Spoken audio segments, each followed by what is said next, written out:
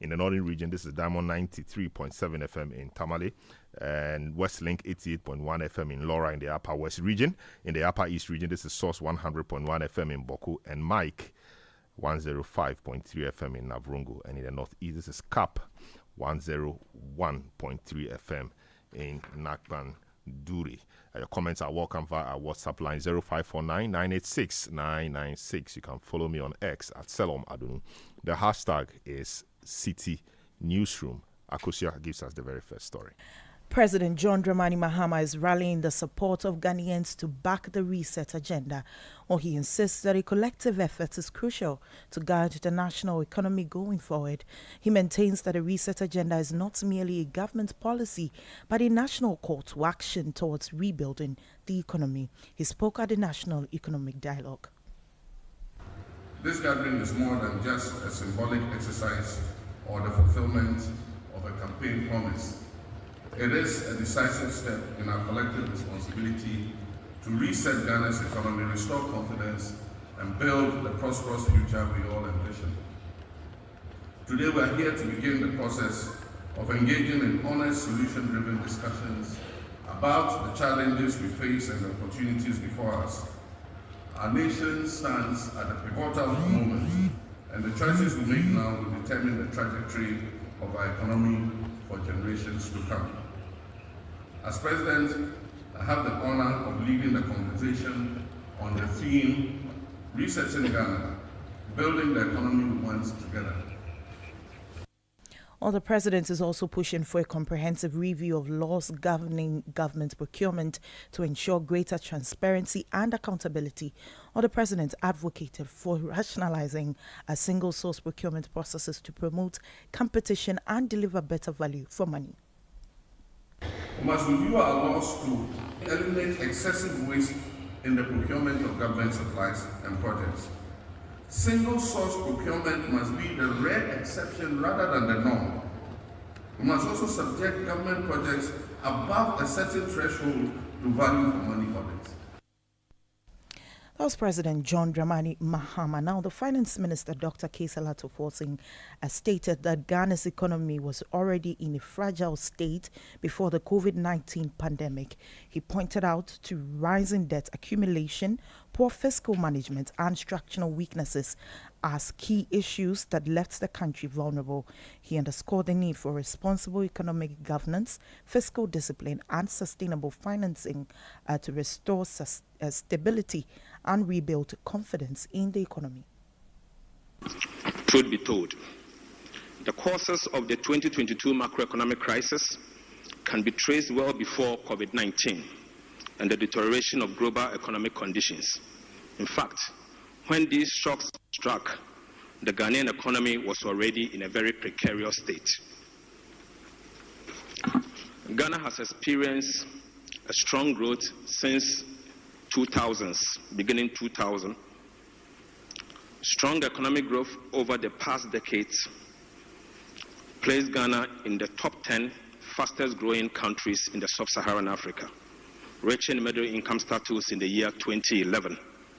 Between the year 2008 to 2019, Ghana's economy expanded by about 6.8% per year, above regional and global averages of 4.4% and 2.7% respectively. GDP per capita doubled, averaging 3% growth per year. However, the growth was driven by oil and mining, accompanied by huge debt accumulation. Oil production began in the year 2011 and contributed steadily to economic growth, representing 5% of GDP on average. Moreover, between the year 2013 and 2019, nearly 20% of GDP growth was directly attributed to mining, in fact, gold mining. Simultaneously, the growth acceleration was sustained by increased fiscal imbalances, which fueled debt accumulation. The fiscal deficit averaged about 4% of GDP between the year 2008 and 2019, more than twice as much as in the year 2000, between 2000 and 2007. Public debt went from 20% of GDP after HIPIC in the year 2006 to 93% at the central government level in the year 2022. Although these factors led to increased vulnerabilities to the commodity prices and shocks, Ghana failed to take action. The growth, as we have seen, has not translated into structural transformation and productivity. There has been very limited progress in structural transformation, with the agriculture sector still representing 1/5 of GDP and also 1/3 of the labor force, about 33%. Manufacturing productivity remains relatively low, and higher productivity sectors in industry, such as commercial mining and construction, employing few people, the informal sector and self-employment have absorbed a large share of the labor force, even among the higher income quintiles. This is contrary to what we've seen in some advanced countries and medium-sized countries. That was Finance Minister Dr. Kasiel Ato-Forson. Now, the minority in Parliament has threatened to resist the imposition of new taxes or the increase of existing ones by the government. Or the caucus reveals that the government seeks to introduce new taxes on mining, telecommunication, the financial sector and real estate industries to accrue 200 billion cedis for the 2025 year in dealing with a shortfall from the removal of the betting tax and e-levy in the 2025 budget. Here's the former finance minister and MP for Karaga, Dr. Mohammed Amin Adam, addressing journalists earlier today on what the minority group describes as the true state of the nation address. E-levy and betting tax and replace them with new taxes on the telecommunication industry. They are bringing back VAT on telecommunication. They are increasing the growth and sustainability levy on the mining industry. And they are bringing back VAT on the financial services and real estate industries. Wow. All these taxes will be passed on to customers, to the Ghanaian people. The people of Ghana should wait for the deception of the NDC government when they present the 2025 budget. Taxes galore. Sakawa. This is how they intend to tax Ghanaians to collect their target of 200 billion Ghana cedis in tax revenues this year. This NDC government accused us, the MPP administration, of overtaxing the people of Ghana because by the end of 2024, the MPP administration collected 152.9 billion Ghana cedis, and that was 17% tax to GDP ratio, taking it from President Mohammed's 13% in 2016. How do you then turn around to expect to collect 200 billion Ghana cedis in an economy you call a broken economy? Well, Dr. Mohammed Amin Adam also attributed Ghana's current exchange rate stability to the substantial international reserves left by the Akufo-Addo-led administration. By reducing the rate of depreciation to 19% in 2024, we have seen the muting of the pass-through to inflation, and these efforts cannot be glossed over. These efforts by the previous administration and the favorable results produced should be appreciated by President Mahama and improved for even better outcomes for our people. These effective efforts should not be disregarded and belittled for political reasons. As a country, we gain nothing by this kind of politics. Ladies and gentlemen, it is important to note that the rate of 6.5% depreciation we have witnessed year to date in 2025 is not informed by any sustainable strategies by the current government. The current disparity between inflation and the rate of depreciation is evidence of heavy central bank intervention on the market. The Mahama administration and the central bank can do this, but this is happening only because the previous administration left a gross international reserve of $8.9 billion by the end of 2024. This is being used to shore up the value of the cedi. The president deliberately, as you know, avoided this in his statement. Fellow Ghanaians, the true state of the nation is that exchange rate stability, which we saw before the end of 2024 and which has continued into the first quarter of this year, is not by any magic from the Mahama government. It is because the Akufo-Addo government left significant levels of international reserves for them. You had voice of former Finance Minister and MP for Karaga, Dr. Mohammed Amin Adam. Eyewitness News on 97.3 Citi FM. Let's speak to the Honorable Kojo Oponkroma, Member of Parliament for the Ofasia-Yoruba constituency and former Minister of State. Of course, he was at the Information Ministry and later at the Works and Housing Ministry. He joins us on the line. Hello, good evening, sir. Welcome to Eyewitness News. The President delivered a State of the Nation address as injuncted by or obligated by the Constitution last week. And this week, you come with what you called the true State of the Nation. What really is the essence of the address today? Salam, tomorrow, good evening to your listeners, good evening to you. Tomorrow the debate will start. It's important to add to the President's delivery a number of things that we respectfully believe he omitted from his address, so that when the debate starts, there is a balanced compendium of issues, or there is a full compendium of issues which we can then focus on and then debate. So the purpose of today's engagement was to provide all of the other things that the President didn't add to the State of the Nation's address, so that the debate will be very balanced. I see. So, in essence, but you know, the point is that the essence of what the President and the NDC has been saying, or the government has been saying, is that your government promised, to transform the so-called Georgesburg economy to one that is very productive. Today, the Finance Minister, for example, says that the growth we have witnessed over the period did not translate into productivity and the structural transformation that the Akufo-Addo government promised. What was your comment on that? Well, that is something that they are allowed to say. We will also draw their attention to some other parts of information that they have not put out. For example, the 67 billion Ghana cedis that they have borrowed in the last 2 months, for which they will not be able to show anything significant that they have done with it. We will also be able to show the growth in gross international reserves, the growth in our forex reserves, the growth in the Ghanaian economy, which he says has not translated into a reduction in poverty. Meanwhile, on their watch, they were not even able to achieve those levels of growth.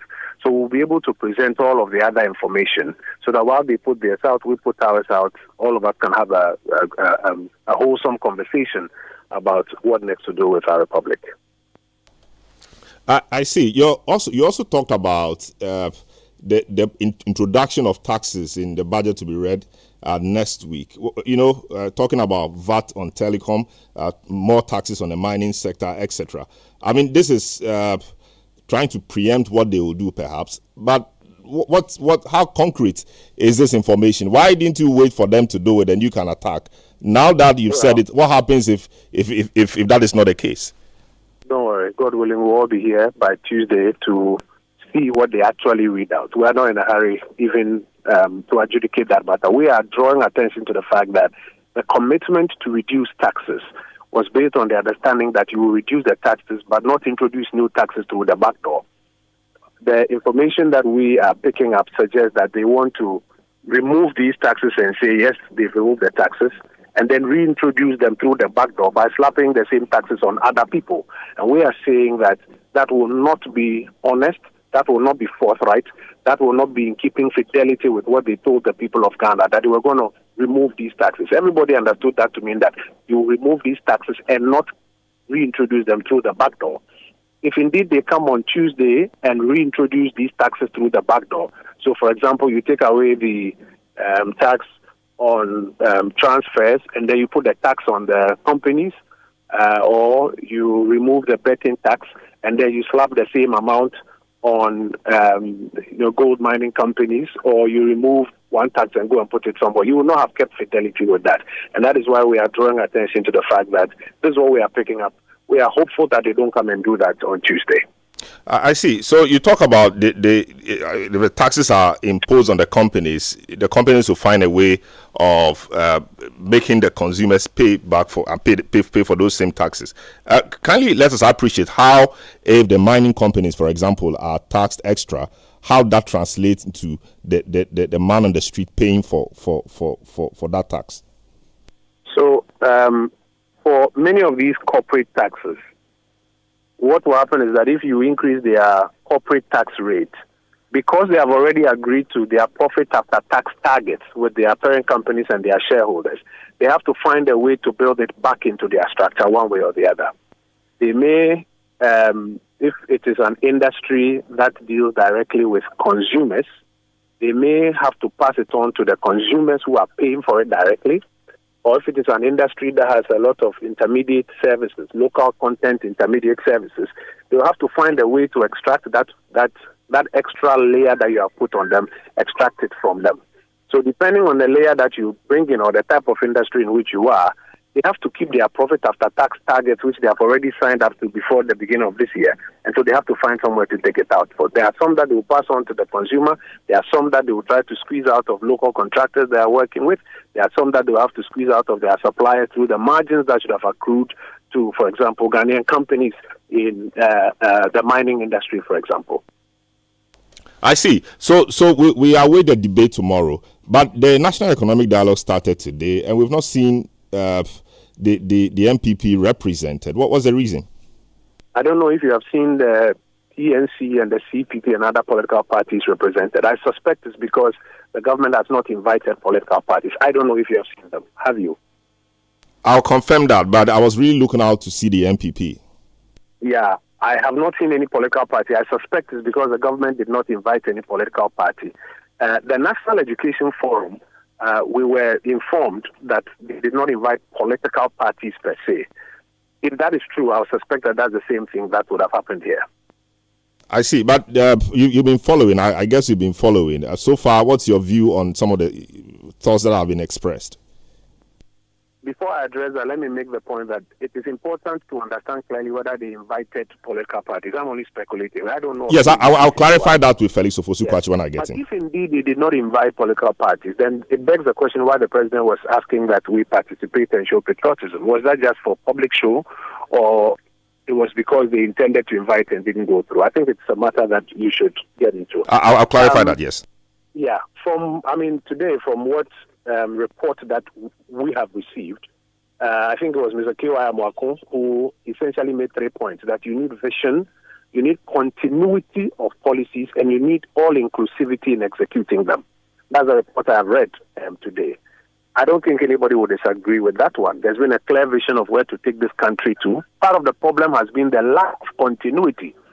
This administration has come to power and has started off by truncating some of the things that are helping us get on the economic path. In your headlines, I heard you say that the Gold for Oil program is being suspended. It was one of the major programs helping us to shore up our currency. So if a same government is going for a conference that is asking for continuity in economic programs, and that same government is cancelling economic programs, then what are we going to get out of this conference? You are aware of the thousands of young people who are being kicked out of their jobs, who are being dismissed without just cause. If a government is staging a conference talking about continuity in economic programs, and at the same time they are truncating jobs of other people, you ask yourself where we are going with this conference. I have just been informed that, for example, some of the housing that were going on, the managing directors, the new managing directors of, let's say, TDC, for example, have issued instructions that they are suspending these projects. If you have a conference that is talking about continuity of economic programs, and at the same time, that same government is suspending and cancelling and truncating, Salom, where are we going with the outcome of this conference? So, good talk so far, but the practice is what will be whether we'll move forward or not. Yes, how about so continuity? I mean, it may not be the case that every single program will be continued. Of course, government will have to review and realign its priorities. So, for example, government has said it to continue the Agenda 111 projects. Free SHS will continue. They said they will make it better. And I think so many other programs as well. So, same way you talked about other ones being discontinued. Said they will continue Agenda 111. No, they said they will find money. They said they will find. Mahama, they said they will find money to continue. Considering how to franchise it out. The word he used was franchise the ones that have not been completed yet. I'm sure you heard him. Yes, but in essence, they won't abandon them, right? Also, the government has said that there's no dedicated funding for it. Of course, we'll see the details in the budget, but these are red flags. If the government tells you that they don't see dedicated funding, when indeed there's dedicated funding way, and today we proved it in our, True State of the Nation address. And then they go on to say that they are considering franchising it out. That is a signal on the wall that the government does not intend to continue with Agenda 111 like they met it. They intend to alter the way it has been structured. I see. Thanks so much for speaking to us this evening. I'm sure we will engage again sometime in the week when the debate really starts. Kojo Nkrumah is, thanks to, is a former member, is a former minister and also member of Parliament for the Ofasia Yoruba constituency. Now let's speak to government. The minister in charge of government communications and spokesperson for the president, Felix Ofosu-Kwakye. He's also member of Parliament for AAK. Felix, good evening. Welcome to Eyewitness News. Thank you. Yes, so the economic dialogue started today, but can you confirm to us whether political parties were invited or not? Well, I would have to check with the organizers to be certain. But I do know that persons who you can describe as members or supporters of the MPP were present. The likes of Mr. Kwame Pianim, who is a leading figure in the MPP, was there. MPP former appointees like Dr. Paul Nakwa and Dr. Ernest Addison, who were both governors of the Bank of Ghana under MPP regimes, were there.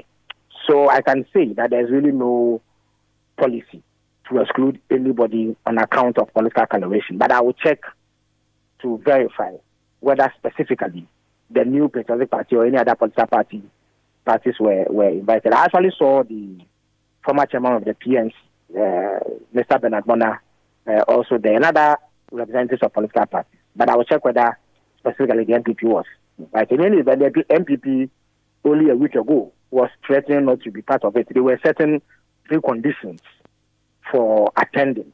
So they themselves did not give much of an impression that they wanted to be part of it. They also have a record of boycotting similar events in the past, specifically the Citi Economic Forum. So their record does not suggest that they themselves have been willing to participate in these matters. But again, I will check to verify whether they received specific invitation to this event. Well, that information will be important. Of course, the Deputy Secretary, General Secretary of the party tells us that they were not invited. Assuming that is the case, wouldn't it have been a regrettable omission? But the point is that nothing stops them from showing up at the event. Yeah, the point is for a program that seeks to rally the support of everybody to reset the country, one would assume that given the kind of policies we play in Ghana, where we say that parties don't continue the projects or the agenda of various governments, inviting political parties should have featured prominently on your list so that it may not be an oversight. Unless, of course, it's deliberate that political parties were not invited. But I saw representatives of political parties. I've seen elements who are leading figures in the MPP at the event. That tells you that there's no policy to exclude the MPP or any other political party. But I will get you the specific information on whether or not invitations were extended to the MPP as a political party. Mind you, this event was organized by a planning committee who are not necessarily government figures. You understand me? So that's why we can verify. Yeah. I see. So the MPP today, generally, yes, everybody is welcome. Everybody is invited. Yes. Very well. Today, the MPP, the minority in Parliament, also addressed the nation on what they call the True State of the Nation. They said that the President's State of the Nation address that he did in accord with the Constitution last week was selective in some of the things he said. So, for example, he failed to state that, for example, the exchange rate stability is due to the fact that the previous government left a reserve of some 8.9 billion. And for them, that omission could not be an oversight. It was a deliberate omission to make them look bad. So, Salom, they are happy that the city moved from 4 cedi to $1 to currently 15.5 cedis a dollar. Is that what they are touting as an impressive record? The president said that the city depreciated by 19% in 2024 and 27% in 2023. Is it a record that the MPP wants to tout? What stability are they talking about? The havoc, the massive hardships that they have inflicted on the business community and Ghanaian households because of the steep depreciation in the currency is nothing to be proud of. So I don't know how they can seek to take solace in some so-called stability. The IMF compelled them to keep $8.9 billion in the Bank of Ghana reserve, most of that is encumbered. In other words, it is money that is merely passing through the account. Eventually, when we begin to meet certain obligations, that money will dissipate. So they are not talking about net international reserves. They are talking about gross international reserves. Nobody does analysis with gross international reserves. But to sum up, the currency has suffered devastating depreciation since 2021. Indeed, at the end of 2022, it had depreciated by 54%, which is catastrophic by every account. At a point, it moved from 4 cedis to 17 cedis to $1. So honestly, I don't see how they can mention the exchange rate as part of any record that is enviable. And perhaps the president spared their blushes when he did not go into details about the extent to which the currency had depreciated and the effect that it has had on the people of Ghana and businesses. They've also warned that, if you are to introduce new taxes or increase existing taxes, they won't take it kindly with you, because if you say you are scrapping some taxes, the idea is to lessen the burden Ghanaians face, and so you cannot use the back door to increase other taxes. Of course, we are waiting to see what the budget has, but they project that there will be increase of taxes on the telecom, on the telcos, on the mining sector, and a few other places. What can you tell us about that? Well, first of all, it does not lie in the mouth of the MPP to be issuing ultimatums about taxes, given their abysmal record. This is a government that introduced almost 40 different taxes, despite promising to scrap taxes in 2016. So having had such a terrible record, on what basis would they be purporting to be issuing cautions and ultimatums to government? President Mahama and the NDC committed to removing certain taxes. That will be done in the budget. President Mahama has said so. It is clearly stated in our manifesto. It does not mean that government cannot find other means to generate revenue. The problem with taxation is the incidence, who it affects.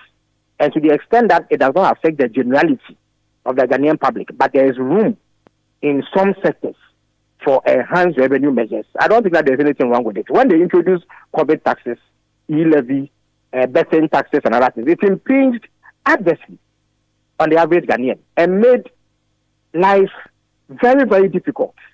The economic situation became so harsh. They piled taxes up to 40 of them on the people of Ghana. So how can a party that behaves this way suddenly purport to care about the people of Ghana and go to the extent of issuing ultimatums to the NDC? We are not stricken by the same affliction that they suffered, where they got up and imposed taxes left, right, center. We are not going to do that. But of course, every government reserves the right to introduce policies that enhance revenue generation. But as for the commitments we made to retiring some taxes, we will keep fidelity to them. Now let's move to some other thing. The issue about the Hajj village appears to be getting some traction. The fact that President Mahama over the weekend, cut short for the construction of the terminal. Essentially, what is this Hajj village terminal supposed to do? Is it exclusive to the Hajj pilgrims, or to be open for use by the general public? Salom, there too you have MPP mischief at play. You see, the Ghana Airport Company is a limited liability company with the government of Ghana as a sole shareholder.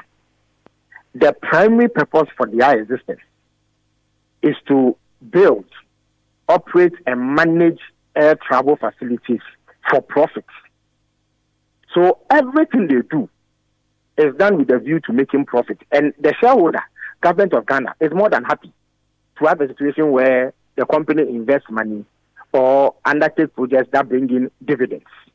So in October of 2024, under the MPP, the Ghana Airport Company entered an agreement with a construction company called Mawum's Construction Limited.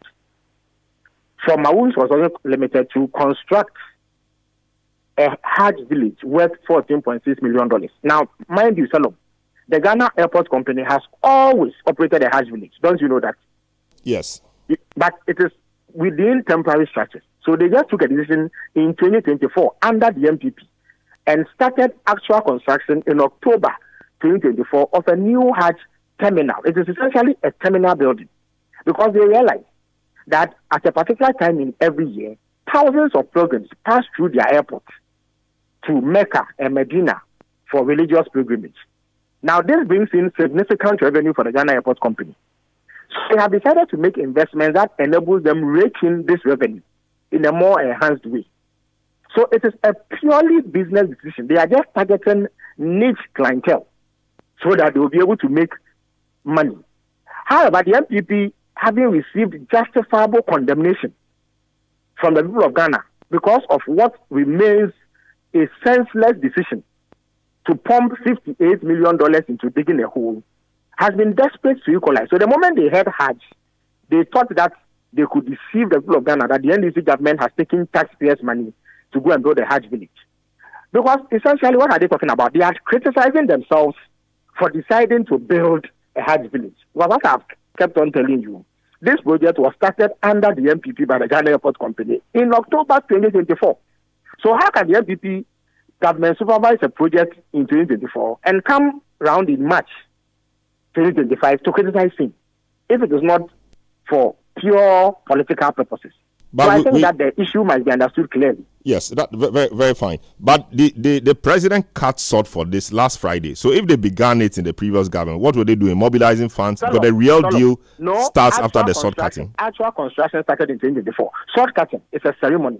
It can take place during or before construction begins.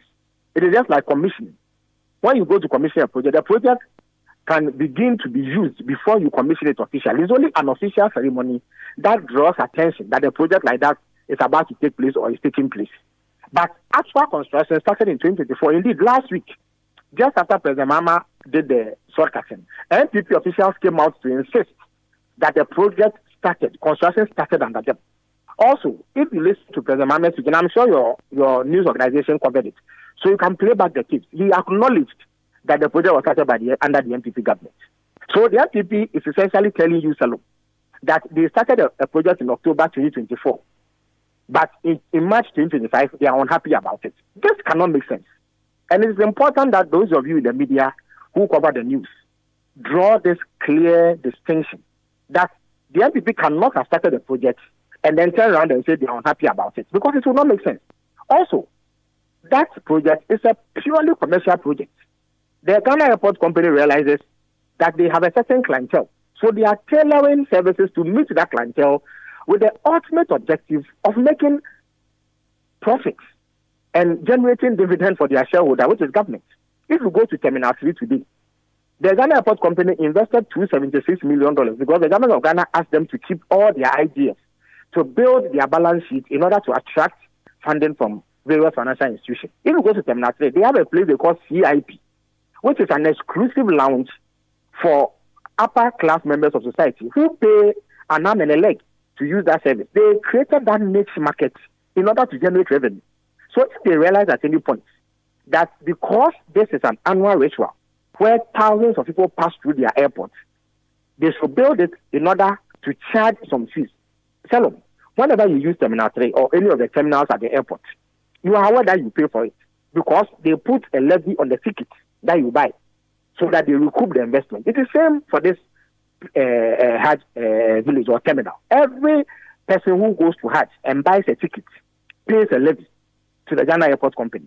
So they just decided that, okay, they are going to put in place a specialized place for this and make more money. I don't see how anybody can say that this amounts to wasting taxpayers' money. Because ultimately, as I said in the beginning, the Ghana Airport exists for one purpose only: to build, operate, and manage air travel facilities for profit. And this terminal falls squarely within their mandate, which is what the government of Ghana set them up to do. So in essence, after a particular episode of Hajj pilgrimage, the said terminal will be close to the next one. Is that correct? Salom, to the extent that the airport company makes profit from the operation of that terminal, I don't think that this question arises. Our current airport, you do know that after some time, the airport closes down until the next day. You know that? They don't operate 24/7 because at a certain point, when the last flight takes off, there is some gap between that and when the next plane lands. So when the last plane takes off, between that time and the time that the next plane lands, what happens to the airport? The airport closes down. But they still run at a profit because they factored all of that into their business operations. So that the terminal will remain unused for some time does not stop the airport company from calculating and pricing their services such that they make profit. Very well. So I don't know why people will criticize it simply because they hear of Hajj and attempt to equate it to the misuse of public funds that occurred in the, building of the National Cathedral. As I speak, that is just a hole, which has cost us $68 million. This one will cost $14.6 million. The Ghana Airport Company is not taking money from their coffers. Neither is government of Ghana taking money from the Consolidated Fund or any other source to give to them to build. You do know that the Kumasi Airport, the government of Ghana borrowed money to give to the airport to build. You know that, right? They are going to recover it through the charges that they take from passengers who use the airport. In this instance, the Ghana Airport Company gave land that they have to the contractor as in exchange for him spending $14 million on the terminal. So they just gave land that they have equivalent to $40 million to the contractor to use for whatever development that they need. And then ask the contractor to invest $40 million in this terminal. So when I say taxpayers' money is not going in, not a dime, a pesewa of taxpayers' money is being taken from the Consolidated Fund and given to this contractor to build this terminal. It is a straightforward matter. But again, unprincipled, ridiculous politicking on the part of the MPP has sought to equalize, such that now they are criticizing themselves for starting the construction of a terminal, if you listen to what they are saying. Very well. Thanks so much, Felix Kwachiofosu, Minister for State in charge of Government Communications. Thanks so much for speaking to us tonight on Eyewitness News. A number of your messages have come through. This one from BB in North K says, MPP never respects Ghanaians, even in humiliating defeat. They still talk to us with arrogance and utter respect. Kojopon Nkrumah should respect us more. They will remain in opposition for so long. Daniel Akpaleo from Sandema says, the exodus of our youth to foreign countries in search of greener pastures is a sad spectacle of our revered nation. Thanks to President Mahama for taking a firm step to take Ghana out of the economic hardships that Ghanaians have suffered in the Etswala Akufo-Addo administration. I urge the President and his appointees to act swiftly on the proposals that will come out of this economic dialogue to restore stability and confidence in our economy. Fidelis in Accra says, good evening, Salon. I sometimes feel the MPP should not be given the opportunity on air to say anything at all because of the lies you say they perpetrate. The more you give MPP microphones, the more they hurt the feelings and annoy Ghanaians, you say. Mausia Ibi Aista in the Volta region says, the minorities claims that the new John Mahama government imposing taxes overlooked the reality of the previous administration, and the Akufo-Addo Ghanaians faced numerous tax increases with little to show for it. It's time to recognize the need for responsible fiscal policies and hold past leaders accountable for their inaction rather than deflect criticism onto the new government. Otuo in Abeka says, having lost an election at this huge scale, we expect a better performance to make the party attractive again. They sound too amateurish, issuing vain threats, you say. Nyodik Ni Atukwekwe in Accra says, MPP should not brag on 2017-2018 economic growth under their tenure if they now know governance is continuous. Also, code for oil was a scam, so because fuel was increased even on election day. Ghanaians shall rise again with this government. The best thing MPP group can do is to keep quiet for Ghanaians, okay? Prince Nuruddin Baumia in Boku says, the President John Dramani Mahama and his ministers should fix or reset the economy and stop the blame game. That's why Ghanaians have given you the mandate to serve the country for the 2 term. And Nyoja Bright in Nottinghamshire in the United Kingdom says, the parliamentarians should begin to hold seminars in the Chamber of Parliament, an international conference center, and stop renting comfortable hotels for such programs. We understand that the economy is in a terrible state and they should also sacrifice their comfort. As for Honorable Amin Andam, I humbly advise him to stop wasting our ears. He and Ofurata are the reason we are here. Eyewitness News on 97.3 Citi FM. You can also send your comments via WhatsApp line 0549 986 996. We'll return and bring you the story about why the governor of the Bank of Ghana has announced the suspension of the Good for Oil program. Don't go away. Eyewitness News. Be there as it happens. Oh, jump on now. Go. Ah, Ugomi, at what time will you come back where I don't hear the sound of your car? Why you buy new car? No, I not change my car. It be the same ride. It be the fuel way I change. Way one shouts it. Ever since I started using the all-new Excellium Premium Fuel, fortified with 3-in-1 action. Oh, Joe, now my car they run like electric car. No, it's so. This is the type of fuel where they want to. Because now engine they cost. Where they want for way if I buy it, go protect my engine. And with the small way I buy, I go drive, sir. Absolutely. It's like strapping a turbocharger to your engine and giving it a protector. And what they bust my mind said, be the 3-in-1 action, no? Excellium, they prevent up to 99% of deposit. It be anti-wear, some be anti-corrosion. Won't pay when I open them. Hey, so where can I find this magical fuel? Just head over to any Total Energy service station and your car will thank you. Hey, then make a finish my go be fast, then rush go Total Energies. My friend, but why your hand my go be inside? I give you info. Make a feel the go be too small. Go. Joe Pana. Excellium is designed to protect your car engine, decrease fuel consumption, and lower CO2 emissions. Don't say fuel, say Excellium. Choose Excellium, choose quality. This March, we invite you to splash in the pool of cultural expressivity and soak yourself in the celebration of indigenous authenticity in our Heritage Month. Join us for the Heritage Month launch on Friday, February 28th, as we kick off a month of unforgettable experiences. Pack your bags for the Heritage Caravan, a week-long adventure across Ghana from March the 2nd to the 9th. Discover the beauty and history of our land. It's an opportunity to see Ghana in a more beautiful and the people, the connection. Savor the flavors at the Back to Your Village Food Festival, a culinary extravaganza on March 29th and 30th. The millet tozafi, the corn tozafi, we have the tubani, we have the wache, we have the dawadawa jollof rice. We also serve the local northern beverages. That's pito and zonko. Taste the essence of Ghana. The first one I was here, the second one I was here, the third one I was here, this one and the fourth one. And it's not just a bazaar, it's a festival now. And I'm so excited because this is what we should be doing. Tune in to the Heritage On Air series on 97.3 Citi FM and Channel 1 TV. Each week, delve into what makes us Ghanaians.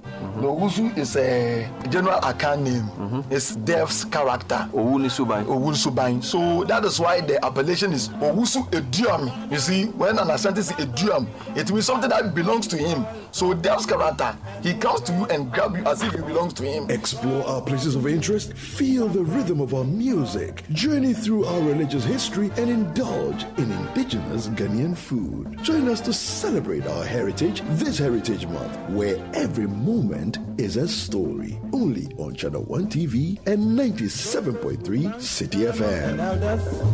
Let's get the Mensa Saba, background, Sagin Ajete, and all who. Eyewitness News. Be there as it happens. Welcome back to Eyewitness News on 97.3 Citi FM. Some more messages. Prince Henry from Koforidua says, good evening. The true state of the nation was what the President John Dramani Mahama gave us last week, and that is why the people of Ghana voted against the NPP hugely on December 7 and voted for the NDC led by JDM. The NPP and Kojopo Nkrumah should continue tickling themselves in opposition. This one from Alex Duane in London says, NPP does not respect Ghanaians. Abeku says, ask Felix if government revenue is only by a consolidated fund, a company wholly owned by government, how is that not taxpayers' money? You see, now let's go to some other story. The governor of the Bank of Ghana, Johnson Isiama, has announced the suspension of the good for oil policy.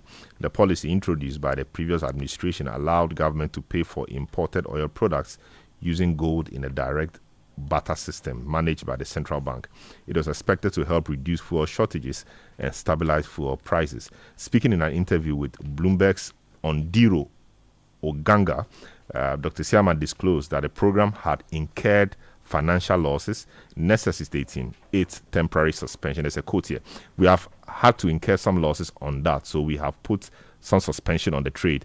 We intend to maintain an appropriate monetary policy stance, together with commitments to fiscal discipline under the administration of President John Mahama, this should help us maintain stability in the foreign exchange markets. Let's speak to someone who has commented and spoken about this in the past many times, Duncan Amwa, who is Executive Secretary for the Chamber of Petroleum Consumers, COPEC. Hello, Duncan Amwa. Good evening. Welcome to Eyewitness News. What's your first reaction on this news that the Bank of Ghana is suspended the good for oil policy? It is not shocking. It is not surprising. It's not something we didn't expect. Probably it's coming a bit even late. But then again, administratively, things would have to be unwounded. So you could also understand why it's taking some time. But what we would want to put on record is that gold for oil, gold board, gold coin, bullion, whatever gold, will certainly not be the solution or panacea Ghanaians are waiting for as far as their petroleum price fluctuations, and for that matter, some persistent increments that you see during the year is concerned. Most Ghanaians are really bothered about not the quick fixes, but doing the heavy lifting, ensuring that, one, the Tema oil refinery, which should contribute significantly to our fuel security. There's a new government. We expect that something different would be done so that we don't import 100% everything the Ghanaian driver, everything the Ghanaian consumer would need when you have the refining space and the capacity to refine. Again, you've also been able to develop infrastructure like BOS.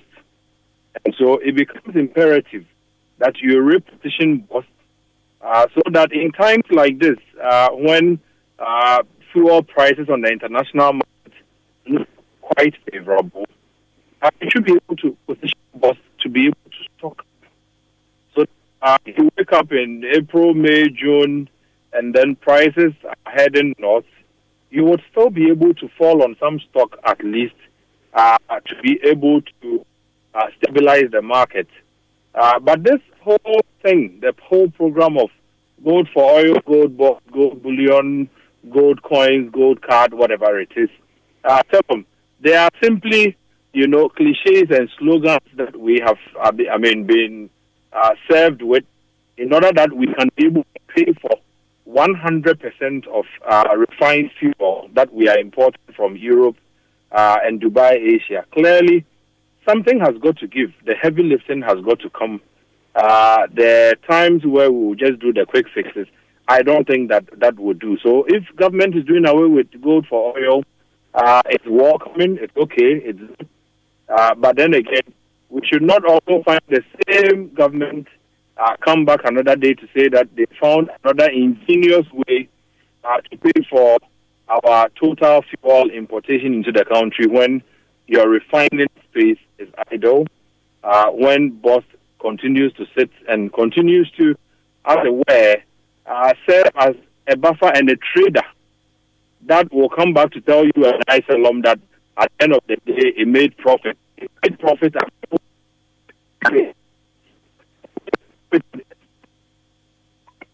being 14, 15 Ghana cedis a liter. And so we would want to see, the buffers activated. We would want to see small oil refinery, and for that matter, the refining space in Ghana given some priority so that we don't come back with another gold business, which is simply to say that we are looking for another way to pay for 100% importation of refined products. That won't cut it. I see. So is it a case that the program hasn't helped at all, or the change it brought, or the improvement it brought to the sector is not commensurate with the effort we put in? Because surely people think that it might have done something positive at least. You see, Solomon, there's a phenomenon you would probably remember called polish on debt. So if you have dirt on your face and you decide to just put polish on it, you only conceal the dirt for a bit, but eventually when the polish wears out, the dirt would show. So what it is this.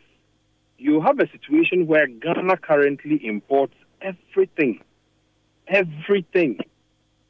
And that would mean that you would require a lot more money to bring in the finished product. I have maintained that if you were refining, the cost of crude would always be way lower than importing the finished product directly from the refineries across Europe. And so if you were putting your strategies in place, you would not need gold for oil to begin with. But as I indicated, it's as though to say, okay, there's debt, we have a problem, we are importing everything as a country. Ivory Coast and the others, Dangote in Nigeria, has come on stream, is seen to it that fuel in Nigeria at least becomes a bit pocket-friendly and is available, such that you don't need further logistics to go importing from Europe and Asia. Unfortunately, we are not looking for the heavy lifting. We want the quick fixes. Okay, there's a problem. Instead of solving the problem by getting your refining space developed and also getting your buffers activated, we would rather look for gold to say that we are using the gold to pay for the import. The importation of 100% is in itself wrong. We should not encourage this. And so any attempt to say that, instead of using the dollar that the BOG struggles to come up with, we're rather using gold, and so we have done well. Salom, we have never agreed to these kinds of measures. But as it is, when a government would want to pat itself on the back, it will tell you that, this is something that has never been done before, and it's going to bring down prices. I'm not sure the price you and I pay for at the pumps today, if you take a few years down the line, Ghanaians will say that they are paying lower for pump prices today. It's still very, very high. There's been gold for oil. It couldn't bring the prices to 10 cities or 8 cities or 7 cities. But we exposed the Bank of Ghana to the importation of fuel, the risk involved. There were some news reportage at some point that we had even lost a few billions through the Gold for Oil program. That should tell you that it is simply unsustainable. It is not safe. It is not a panacea to the problems you and I have with the fluctuating fuel price. And so the new government, kudos for terminating Gold for Oil, but do not also come back with another scheme that says gold for bullion or bullion for fuel or bullion, whatever it is. Do the heavy lifting, which is to say fix your refinery, fix bust, so that we don't come back to how we are paying 100% for fuel and we are not using dollar, we are using gold, so we've done well.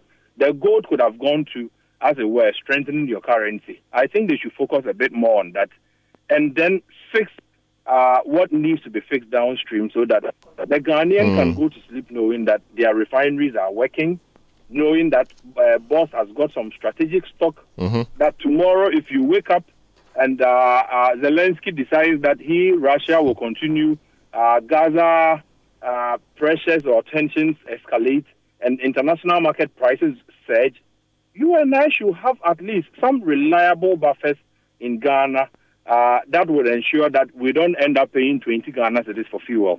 If we don't put in these buffers, the year is early days yet. Anything at all could happen. Very well. Thank you so much, Duncan Amma, Executive Secretary for the Chamber of Petroleum Consumers, COPEC. Thanks so much for speaking to us on this. Eyewitness News on 97.3 Citi FM. We'll take a short break. When we return, there'll be Citi Business News. Don't go away. Be there as it happens. Oh, jump on now. Go. Gugomi, at what time will you come back where I don't hear the sound of your car? Why you buy new car? No, I not change my car. It be the same, right? It be the fuel way I change. Way one shouts it. Ever since I started using the all-new Excellium Premium Fuel, fortified with 3-in-1 action. Oh, Joe, now my car they run like electric car. No, it's so. This is the type of fuel where they want to. Because now engine they cost. Where they want for way if I buy it, go protect my engine. And with the small way I buy, I go drive, sir. Absolutely. It's like strapping a turbocharger to your engine and giving it a protector. protector. And what they bust my mind self be the 3-in-1 action, no? Excellium they prevent up to 99% of deposit. It be anti-wear, some be anti-corrosion. Won't pay when I open them. Hey, so where can I find this magical fuel? Just head over to any Total Energy service station and your car will thank you. Hey, then make a finish my gobe fast, then rush go Total Energies. My friend, but why your hand my gobe inside? I give you info. Make a fill the gobe too small. The go-go. Excellium is designed to protect your car engine, decrease fuel consumption, and lower CO2 emissions. Don't say fuel, say Excellium. Choose Excellium, choose quality. Let your voice be heard on Eyewitness News on Facebook at facebook.com/Citi97.3, Twitter at twitter.com/Citi973, and Instagram at instagram.com/Citi973 with the hashtag Eyewitness News. Get the details. Every significant financial transaction, every market movement, and all the policies that affect your business. Citi Business News. Be informed. Welcome to the Monday edition of the Citi Business News on Eyewitness News. I am Akosia Oche. Let's settle for the details. Now, the government has saved 1 billion Ghana cedis by rejecting high-interest treasury bill bids in recent auctions. Now, according to the Finance Minister, Dr. Kasia Latofosing, the government's strategy of rejecting expensive bids was aimed at reducing borrowing costs and easing pressure on public finances.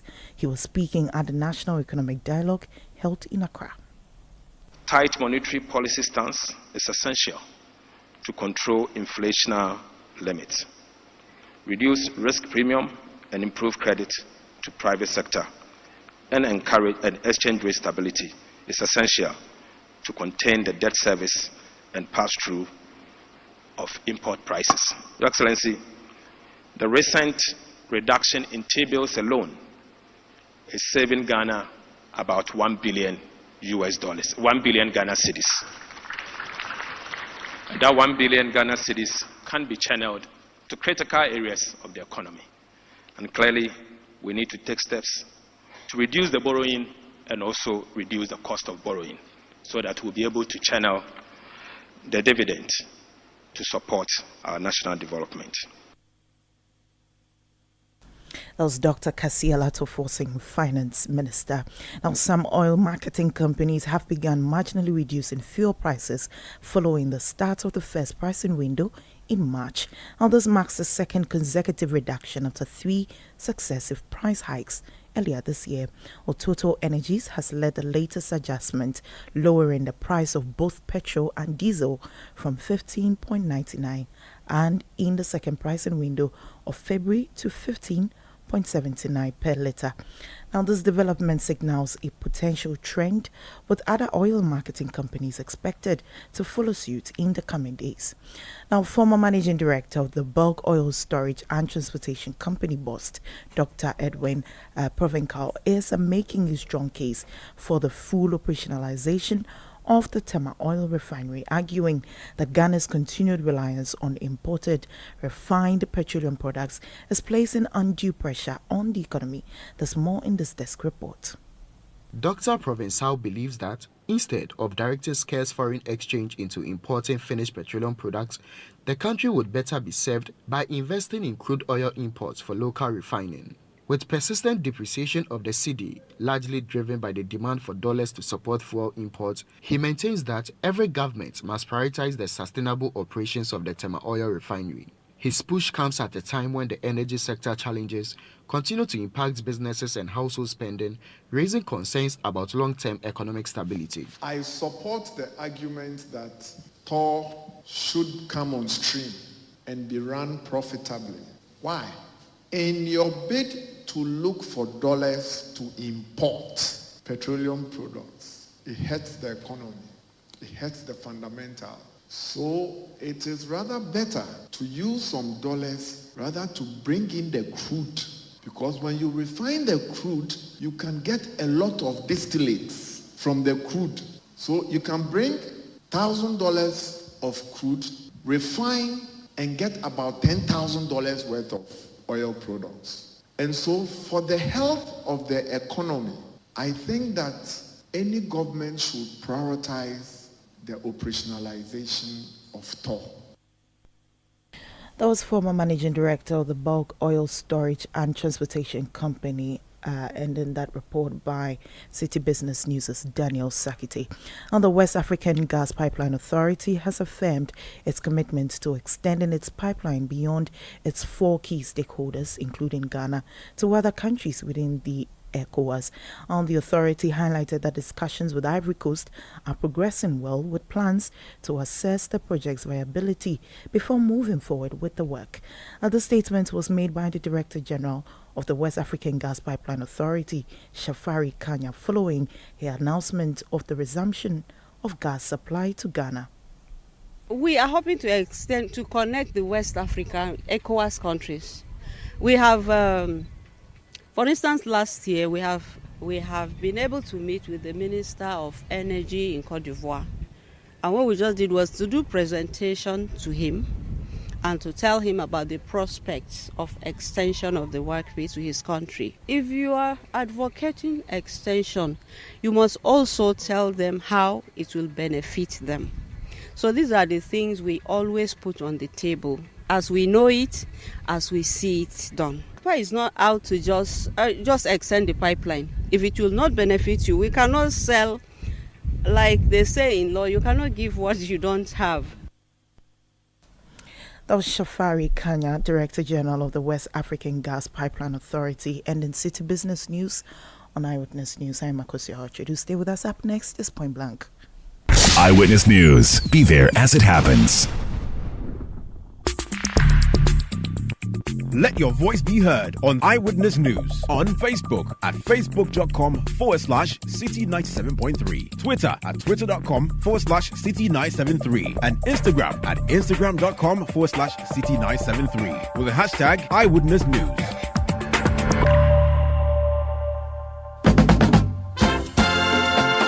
This year, something magical is happening. A celebration of tradition, flavor, and community. Welcome to the Back to Your Village Food Festival 2025. Taste the heart of your heritage with mouth-watering dishes from across the country, like Ademe with Akple, Tozafi with Ayoyo soup, Kokonte, Apopranta, Rare Quine, and many more. From rich spices to sweet treats, it's a journey for your senses. We're taking you back to your village. Oh yes, let's recreate our age-old recipes. But it's not just about food, you know. We're celebrating culture, connecting with family, and making memories that last a lifetime. This March, let's come together and discover the flavors that make us who we are. The date is 29th and 30th of March 2025. The venue, Accra Metropolitan Assembly, and the time is 10 a.m. through till 6 p.m. each day. The Back to Your Village Food Festival 2025, where food,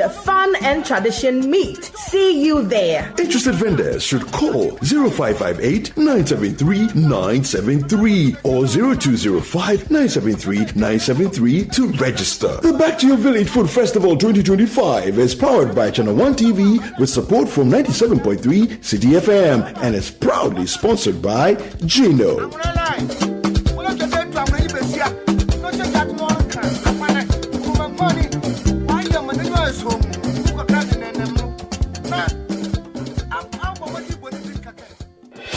Channel 1 TV is live on DSTV, GoTV, and HD+.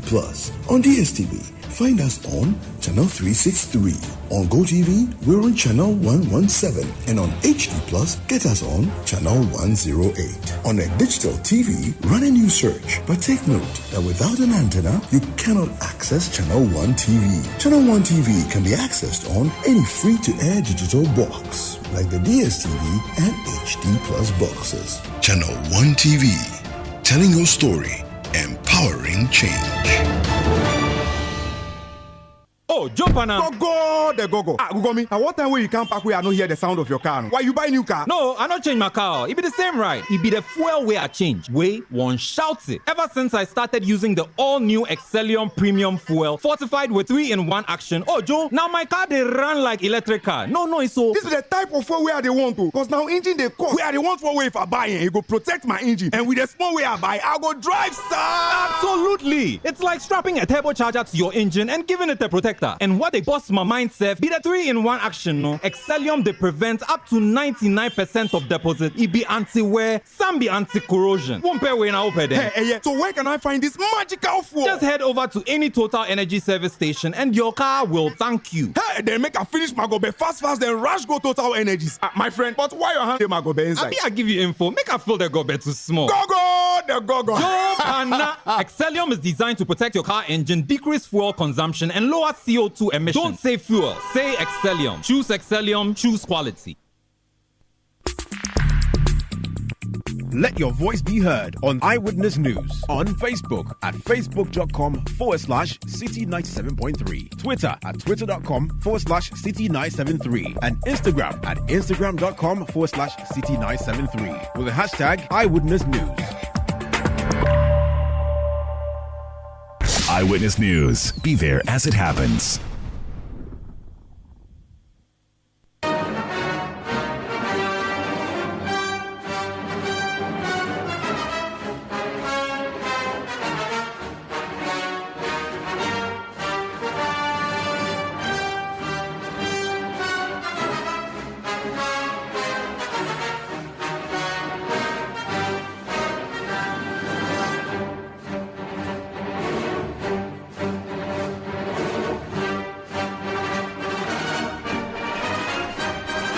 It's 20 minutes to the top of the hour. Welcome to Point Blank on Eyewitness News. Tonight on Point Blank, we revisit the National Economic Dialogue, which opened in Accra today. In attendance was the President of the Republic, John Dramani Mahama, who in his address rallied the nation around his vision to reset Ghana and to build a Ghana that we all want. Yeah, excerpts of his speech he delivered today. Take a listen. It is with great honor and a deep sense of responsibility that I welcome you to this National Economic Dialogue. This gathering is more than just a symbolic exercise or the fulfillment of a campaign promise. It is a decisive step in our collective responsibility to reset Ghana's economy, restore confidence, and build the prosperous future we all envision. Today we are here to begin the process of engaging in honest, solution-driven discussions about the challenges we face and the opportunities before us. Our nation stands at a pivotal moment, and the choices we make now will determine the trajectory of our economy for generations to come.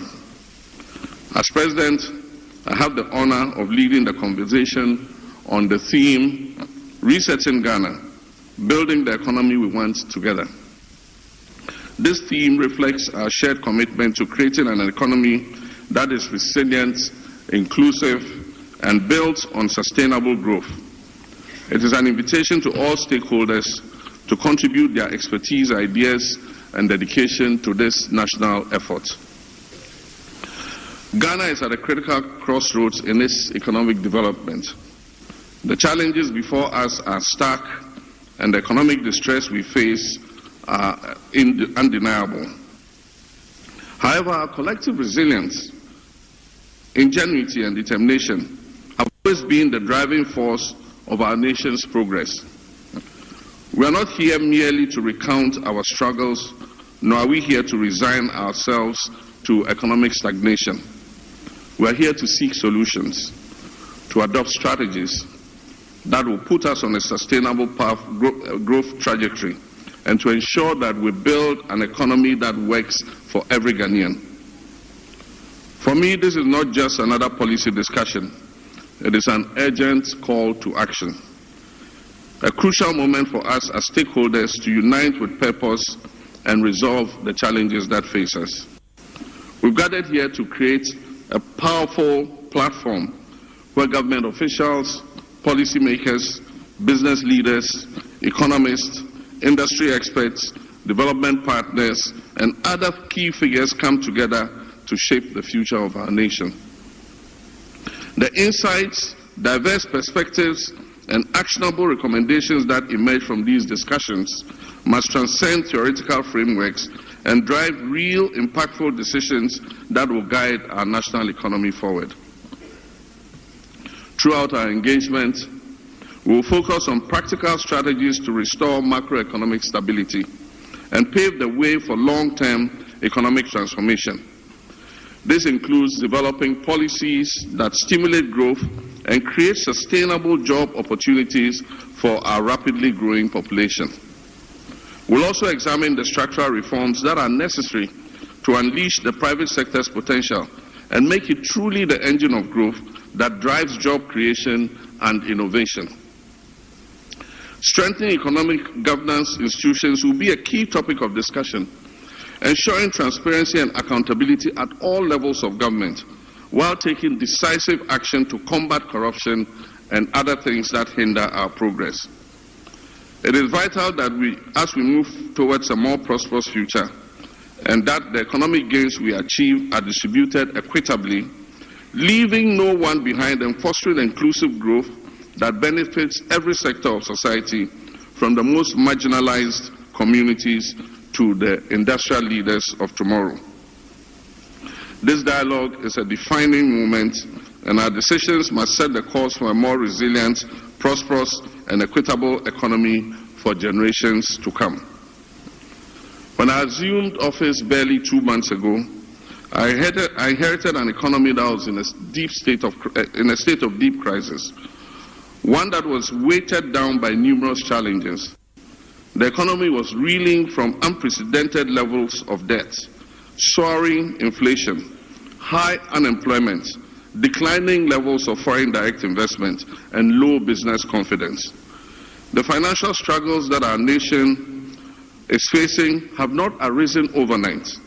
They have been the result of several years of financial mismanagement, irresponsible borrowing, reckless spending, and weak leadership that failed to address the underlying structural issues within our economy. This pervasive mismanagement culminated in Ghana's defaults on its debt obligations. This marked a devastating milestone for our dear country, spawning a cascade of economic problems that have severely impacted our people.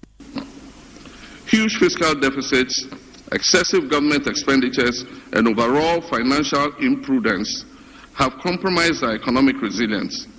Credible rating agencies such as Moody's, Fitch, Standard & Poor's have all downgraded our international credit rating consecutively, leading to capital flight and a loss of investor confidence and trust.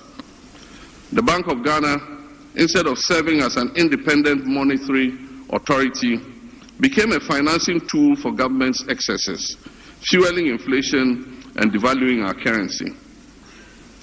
The cost of living has skyrocketed to unbearable levels, leaving families grappling with the inability to afford even the most basic necessities.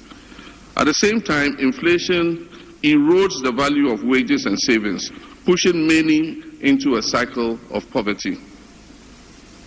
Meanwhile, the considered collapse of indigenous banks significantly reduced indigenous presence in Ghana's financial and banking space and led to massive job losses. For too long, Ghana has been plagued by short-term decision-making that prioritizes political expediency over long-term stability. We refuse to accept this as Ghana's reality. We reject the notion that economic hardship must be our norm. We refuse to surrender to the forces of stagnation and decline. We're gathered here today because we believe in Ghana's ability to rise again.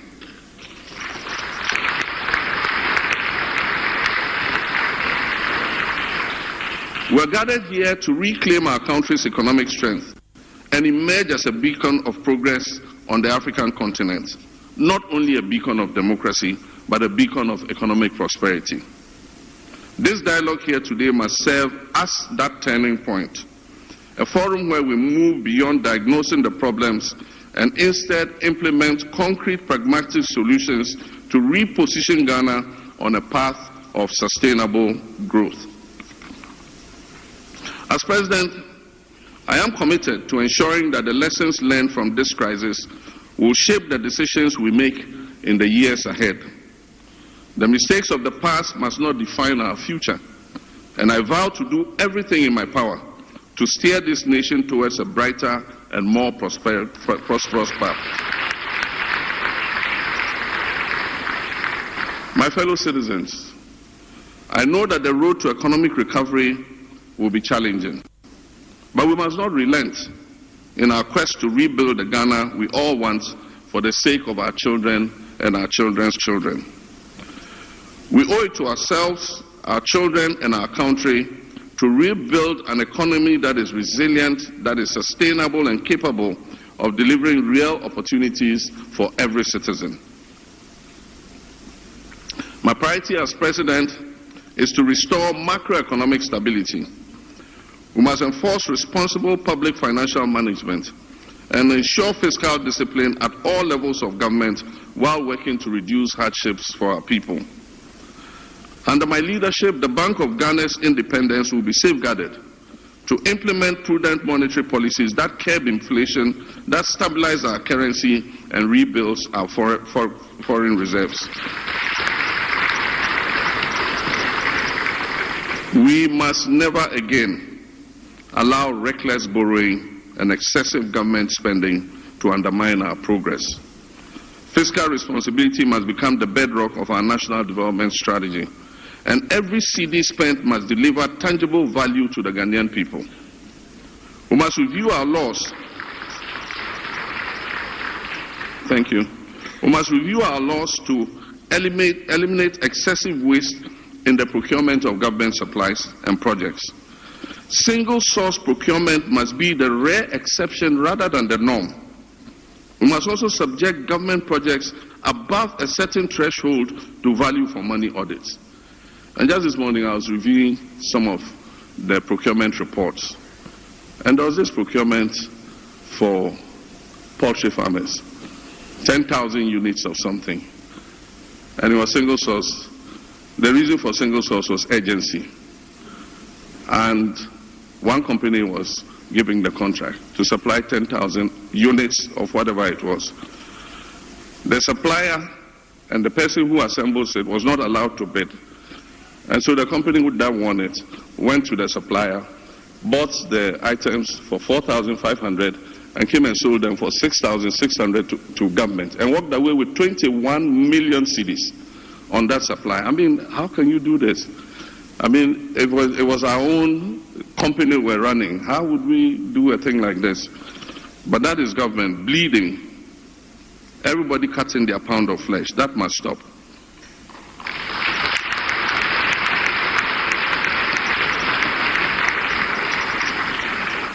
Beyond stabilization, we must undertake a fundamental transformation of our economic structure. Ghana's economy has been heavily reliant on the export of raw materials, such as gold, cocoa, and crude oil, leaving us vulnerable to global price fluctuations and external shocks. We must end this dependence. It is time to transition to a value-added industrialized economy that creates jobs, that boosts exports, and reduces our reliance on imports.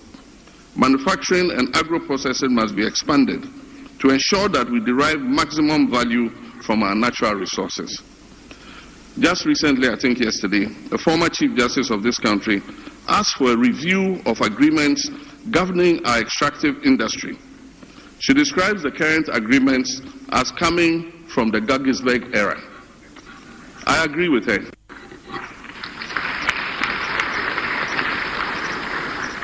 There must be increased indigenous participation in the exploitation of our natural resources. Ghana must earn more from its natural resource endowment if we are to create wealth and prosperity for our people. My fellow citizens, agriculture is a vital sector of our economy that must be modernized through mechanization, improved irrigation, and the adoption of technology-driven innovations to enhance productivity and ensure food security. We must also harness the power of technology to bridge the digital divide, ensuring that every Ghanaian, no matter their location or background, has access to the opportunities that the digital economy provides.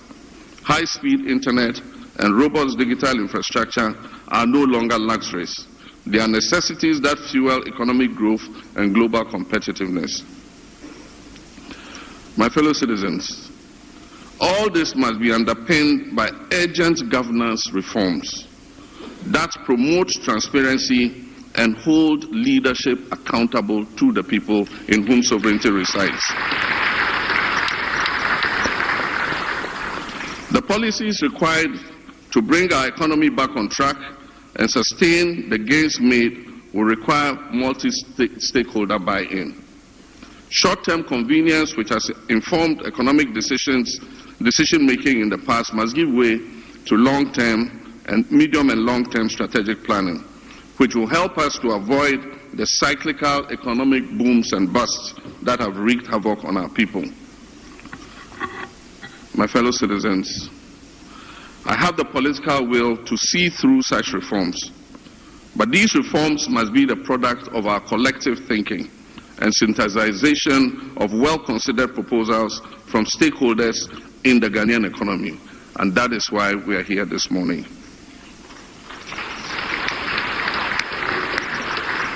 As I had cause to say when I delivered the message on the state of the nation to Parliament last week, consensus building and consultation will be the hallmark of this administration, because I believe that all of us as Ghanaians have a role to play in the development of our dear nation. And I would very much like to be remembered as the president who provided a platform for this to happen.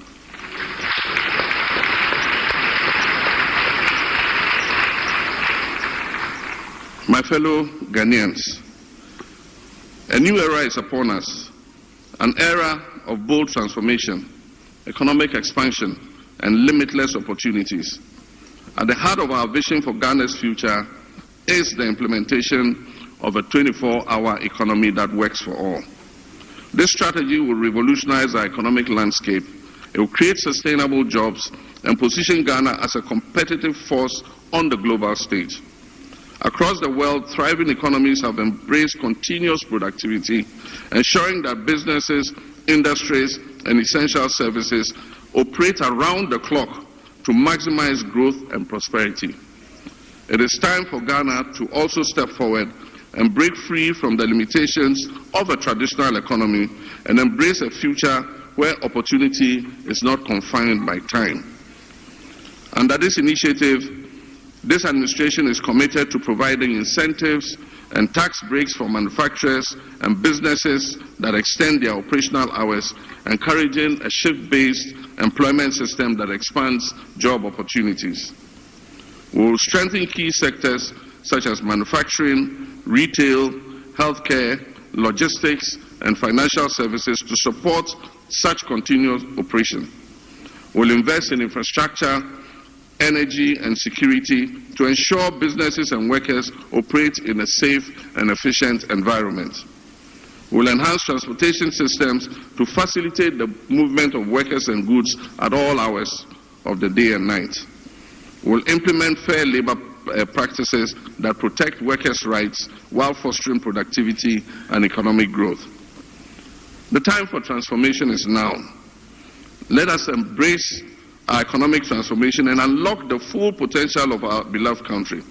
Let us work together to build a resilient, competitive, and a prosperous Ghana. I fully understand that the road ahead will not be easy, but it is a road we must travel.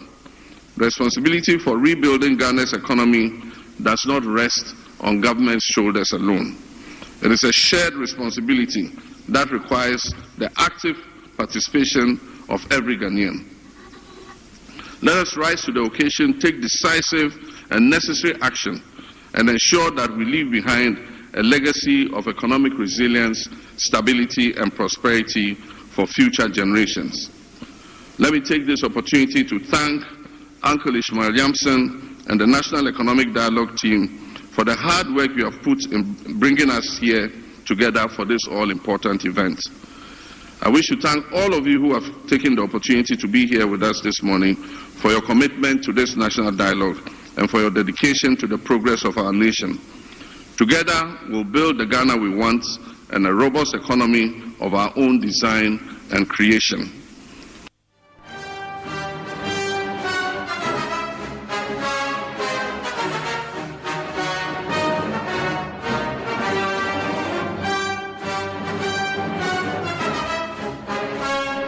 So that was the President John Dramani Mahama speaking earlier today at the National Economic Dialogue.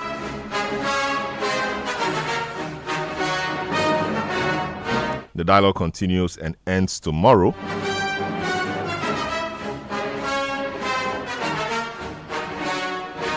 And that's how we conclude today's edition of Point Blank and Eyewitness News. The show came to you live from our studios here in Accra. Produced by Nana Kwabena Wilson, Sami Wiafi, Beverly London, Manuel Ayama, and Juliana Odami. Earlier you heard Akosia Ochri. Production assistance given by Daniel Squashi. My name is Selom Adonu. Have a good evening.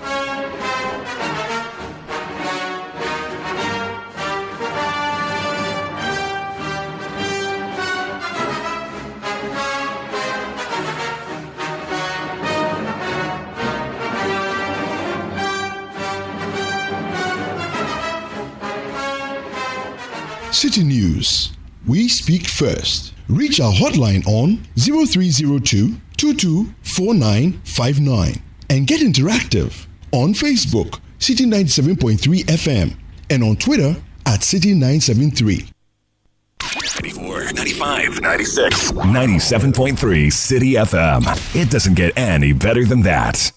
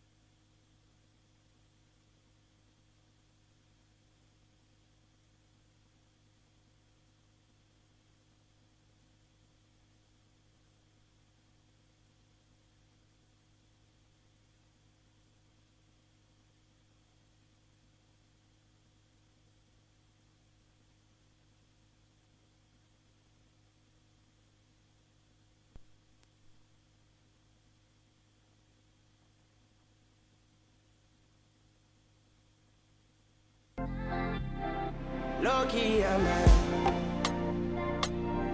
Ooh, lucky I'm not.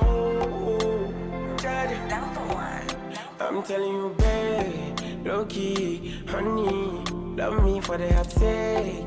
Oh, please, right now I'm smoking, oh, babe. The look in your eyes makes me feel cold in my heart. I cannot lose you, man. Oh, please, I give me love, talking to you.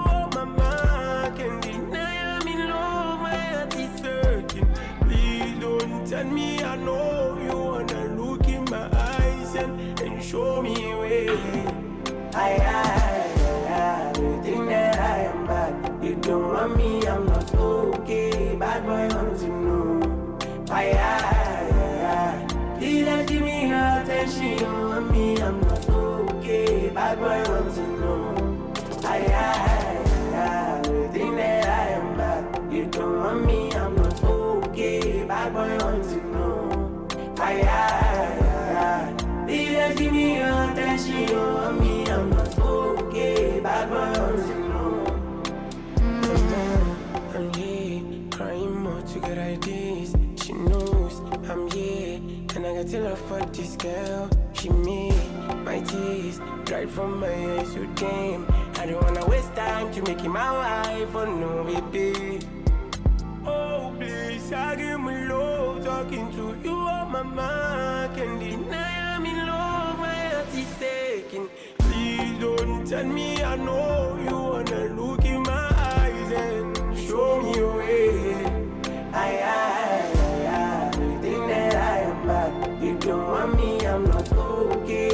bad boy want to know.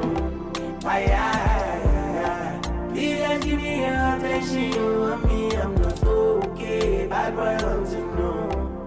I think that I am bad. You don't want me, I'm not okay. Bad boy want to know.